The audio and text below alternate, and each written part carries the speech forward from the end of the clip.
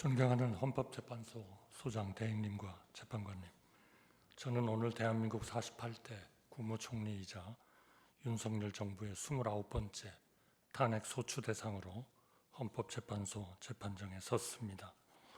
먼저 비상계엄 선포와 해제, 그에 뒤이은 세 번째 현직 국가원수 탄핵 심판으로 인하여 우리 국민 한 분 한 분이 느끼고 계신 고통을 무겁게 받아들이고 있다는 말씀을 드리고 싶습니다.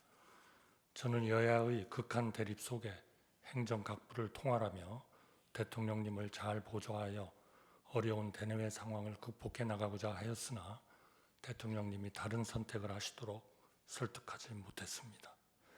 대통령 권한대행으로서 헌법과 법률에 따라 오로지 국민만 바라보며 안정된 국정 운영에 전력을 다하는 것이 마지막 소임이라 생각하였으나 저 또한 탄핵 소추되어 부득이 직무가 정지되었습니다. 어느 누구보다 열심히 살아온 우리 국민들이 이런 어려운 상황을 겪고 계신 것 자체에 대하여 제 일신의 영역을 떠나 진심으로 가슴 아프고 송구스럽게 생각하고 있습니다. 존경하는 재판관 여러분, 국회는 5가지 사유로 저를 탄핵 소추하셨습니다.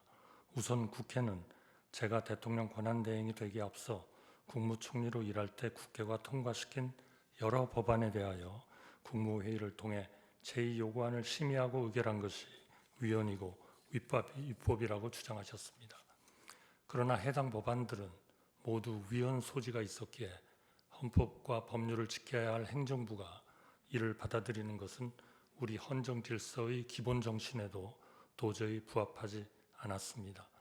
이어 국회가 제기한 내란 동조, 묵인, 방조 주장에 대하여 저는 대통령님이 어떤 계획을 갖고 계신지 사전에 알지 못하였고 대통령이 다시 생각하시도록 최선을 다해 설득하였으며 군 동원에도 일체 관여한 사실이 없음을 다시 한번 분명히 말씀드리고 싶습니다.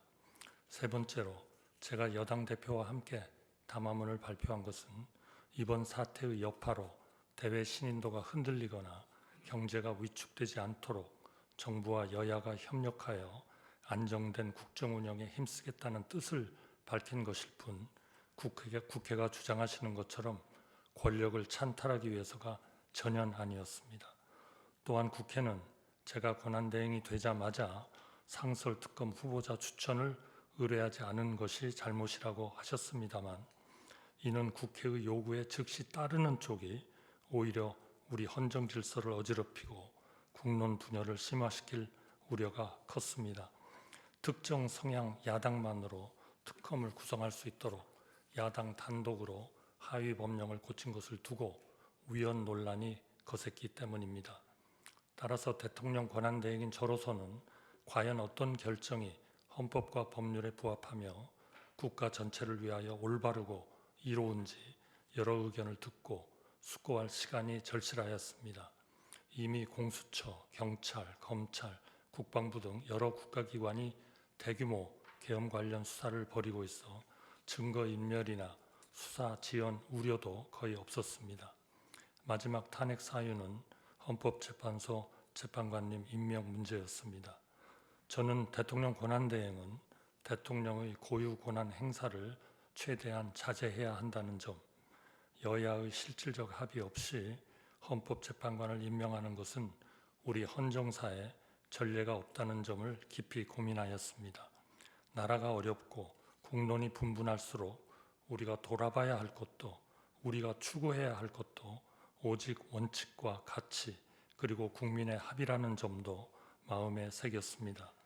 그런 맥락에서 여야의 합의를 여러 번 간곡히 요청하였고 여야가 합의하면 즉각 임명하겠다고 약속드렸습니다만 국회는 탄핵 소추로 응답하셨습니다.